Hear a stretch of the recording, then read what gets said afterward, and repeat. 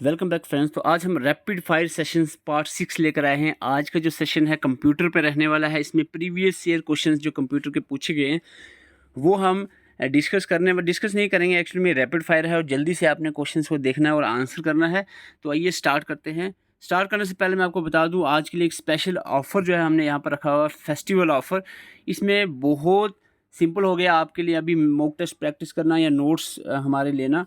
80% discount, बिल्कुल जो है नोट्स वीडियोस दोनों मिलाकर 50 रुपये का आपको कर दिया। अभी भी कोई एस्पिरेंट कहे कि मेरे पास पैसे नहीं हैं, मैं अफोर्ड नहीं कर सकता, तो फिर उसका मैं क्या ही कह सकता हूँ। और मॉक टेस्ट जो है सिर्फ 50 रुपीज़ में 30+ मॉक टेस्ट जो आप अटैम्प्ट कर सकते हो। ये जो स्पेशल ऑफ़र है ये सिर्फ आज के दिन के लिए ही है। और इसके लिए अगर आप हमारी ऐप पे जाकर मॉक टेस्ट अटैम्प्ट करना चाह रहे हो तो उसका लिंक जो है कमेंट बॉक्स में मैं दे दूंगा। अदरवाइज़ अगर आपको नोट्स वीडियोस डायरेक्टली हमसे लेने हैं, ऐप चलाना आप में डिफ़िकल्टी आ रही है, तो आप ये व्हाट्सअप नंबर देख रहे हो 7051014488, इस पे व्हाट्सअप मैसेज कर सकते हो। आपको कोई भी डाउट है ऐप के रिलेटेड, ऐप में कोई चीज़ समझ नहीं आ रही है, यहाँ कोई मॉक टेस्ट आपको ओपन नहीं हो रहा है, या कोई भी प्रॉब्लम आपको किसी तरह की आती है, या नोट्स आपने लेने हैं, तो डायरेक्टली आप व्हाट्सअप भी हमें कर सकते हैं। ये स्पेशल ऑफ़र सिर्फ आज के दिन के लिए है। अभी कोई भी एस्पिरेंट हो जिसके पास बिल्कुल पैसे ना हो, तो 50 रुपये एटलीस्ट वो अफोर्ड कर पाएगा अपनी स्टडी के लिए, तो उसके लिए हमने ऑफ़र रखा है आज। कोई भी एस्पिरेंट ऐसा ना रहे जो मॉक टेस्ट ना अटेम्प्ट कर सके, और कोई भी एस्पिरेंट ऐसा ना रहे कि नोट्स ना ले सके, सबके लिए ओपन हो चुका है। यहाँ पर ये नोट्स देख सकते हो, ये सारे नोट्स और वीडियो लेक्चर्स जो हैं ये सिर्फ 50 रुपीज़ में कर दिए गए हैं आज के दिन के लिए। तो आइए स्टार्ट करते हैं। आज का सबसे पहला क्वेश्चन है कंप्यूटर का, question 1, dash can be programmed to erase data from it, expose it to ultraviolet radiation, to program it erase all the previous data. Question complicate सा लग रहा है लेकिन सिंपल सी बात है। रोम आपने पढ़ा होगा, रोम की 3 टाइप्स होती हैं, प्रोम, ईप्रोम, डबल ईप्रोम। जो रोम की टाइप ईप्रोम होती है ना, ये इरेजेबल होती है, erasable programmable read only memory. तो जो ई प्रोम होती है ना, ये अल्ट्रा वायलेट लाइट की मदद से इरेज हो जाती है, तो इसको erasable programmable read only memory कहते हैं। ये रोम की टाइप्स की आपको पता चलेगा। Question 2, dash is a multiple of the unit byte for digital information which is 1 byte billion bytes. तो आपको मैंने बताया था जब आपको पूछा जाए 1 मिलियन बाइट्स, तो आपने कहना है क्या, 1 मिलियन बाइट होता है इज इक्वल टू MB, ठीक है।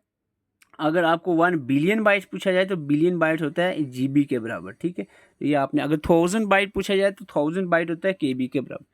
तो यहाँ बिलियन बाइट्स का पूछेगा, it is giga bytes. Okay. Question 3, dash is a hand held device. जहाँ भी आपको हैंड हेल्ड डिवाइस का जिक्र आए तो आप समझ लेना कि ये पर्सनल डिजिटल असिस्टेंट की बात चल रही है।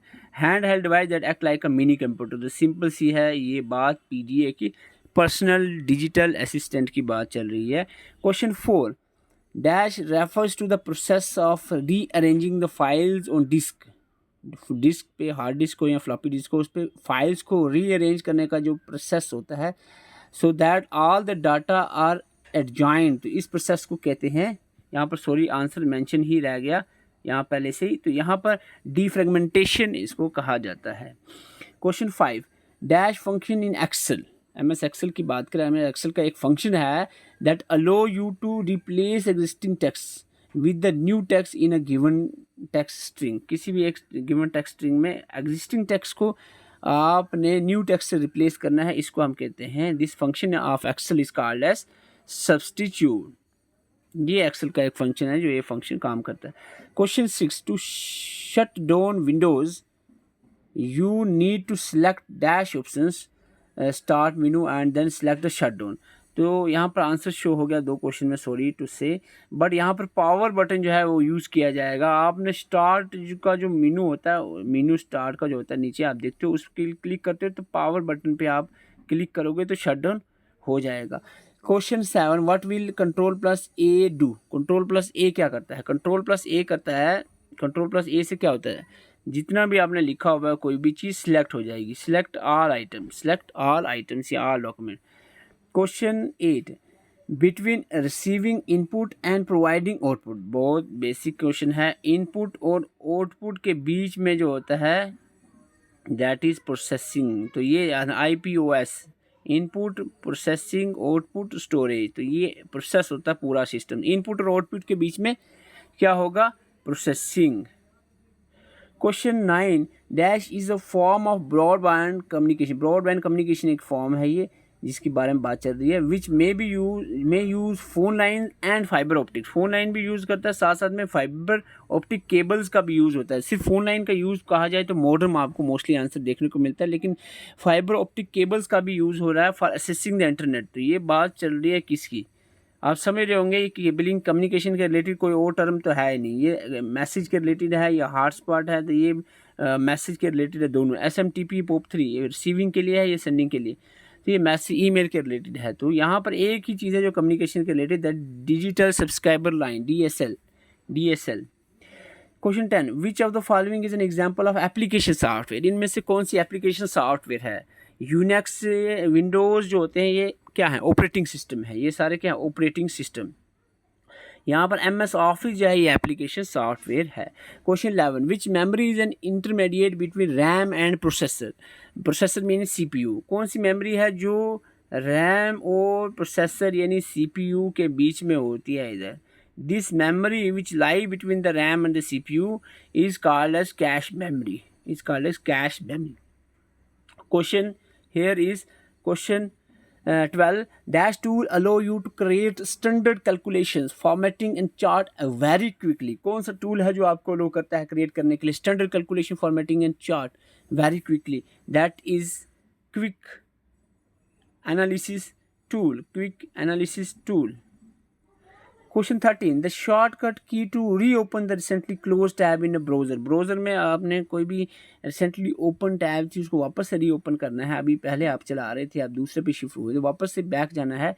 तो रिसेंटली ओपन टैब को आपने ओपन करना है, रीओपन करना है। तो इसके लिए Ctrl+Shift+T जो है ये प्रेस करोगे शॉर्टकट की तो ओपन हो जाएगी, रीओपन हो जाएगी recently closed tab. Question 14 dash printer uses impact printing technology. Impact printer simply हम देखें इन जो नीचे दिए गए 3 प्रिंटर हैं, 3D प्रिंटर नहीं है कोई भी। इन प्रिंटर में से इम्पैक्ट जो है ना वो एक ही है। इंकजेट और लेज़र दोनों नॉन इम्पैक्ट हैं। डेजी व्हील जो है वो इम्पैक्ट प्रिंटर है, इम्पैक्ट प्रिंटर। क्वेश्चन आधे से ही पता चल जाता है आंसर, लेकिन पढ़ना चाहिए पूरा आपको। Question 15 in MS Word dash option is use to provide additional information about a word within a document. किसी भी डॉक्यूमेंट जो आप डॉक्यूमेंट बना रहे हो इसमें कोई एडिशनल इन्फॉर्मेशन जो प्रोवाइड होती है वो कहाँ पर होती है? देखो वो होती है आपकी जो आपका फुट नोट या एंड नोट जो होता है ना उस पर आपको प्रोवाइड होती है। फुट नोट और एंड नोट पे एडिशनल इन्फॉर्मेशन प्रोवाइड की गई होती है उसी जो भी आप लिख रहे हो उसके रिलेटेड है। Question 16 dash keys the dash key on the keyboard is used to switch override mode during the data entry। Data entry पे override mode पे आपने अगर मूव करना है तो आप कहाँ पर जाओगे, कौन सी की पे जाओगे? You will go to the insert key। Okay, question 17 which of the following can be used to select the entire text in a notepad word document। MS Word document या notepad document किसी भी document में अगर entire आपने वो जितना भी text लिखा हो उसको सिलेक्ट करना है तो ये शॉर्टकट की यूज़ होगी कौन सी? Ctrl+A जो है यूज़ किया जाएगा सिलेक्ट ऑल के लिए। Question 18 dash aims to design intelligent machines that can help and assist humans and develop machines that can be substitute for human and replicate human action। बहुत simple, ऐसी कौन C answer sorry mention हो गया। तो robotics जो है ऐसी जो ह्यूमन को हेल्प करती है, इस तरह की मशीन्स होती हैं रोबोटिक्स। क्वेश्चन 19 सॉरी कुछ क्वेश्चंस में यहाँ पर हमारा मेंशन हो गया answer. A set of lines with different thickness that you see in product labels which carries information related to the product is called as it is. आप कोई भी प्रोडक्ट है उस पर कुछ ऐसे बार कोड लगे होते हैं जो उस प्रोडक्ट की इन्फॉर्मेशन जिसमें होती है उसको आप स्कैन करते हैं तो वो कितना प्राइस है उसका या कोई भी इन्फॉर्मेशन जो उसके रिलेटेड है वहाँ से स्कैन होती है, इसको बार कोड कहते हैं। Question 20 how many bits in a nibble. एक निबल के अंदर कितने बिट्स होते हैं? एक निबल के अंदर 4 बिट्स होते हैं, ठीक है, 4 बिट्स का होता है एक निबल।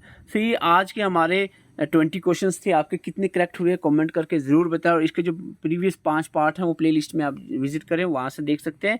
अगर आपको हमारा ऑफ़र पसंद आया तो हमें व्हाट्सअप कर सकते हैं। आज के लिए ही ऑफ़र रहने वाला है। तो ये स्पेशल ऑफ़र जो है इसके लिए व्हाट्सअप नंबर ये दिया हुआ है, व्हाट्सअप नंबर दिया हुआ है, इस पे व्हाट्सअप कर सकते हैं 7051 01448 पे, ताकि आपको कोई भी चीज़ चाहिए है, नोट्स वीडियोस चाहिए, मॉक टेस्ट चाहिए, सारी चीज़ें आपको अवेलेबल करवा दी जाएंगी। ये स्पेशल ऑफ़र सिर्फ आज के लिए ही रहने वाला है। इसके लिए अगर आपको नोट्स वीडियोस चाहिए हैं वो 50 रुपीज़ में आपको प्रोवाइड किए जाएंगे, और अगर मॉक टेस्ट आप अगर अटैम्प्ट करना चाह रहे हैं ऐप से आपको मिलेंगे और जस्ट 50। अब भी कोई एस्पिरेंट ऐसा है जो प्रैक्टिस ना करे तो फिर उसको हम क्या ही कह सकते हैं। तो this is all from today, thank you.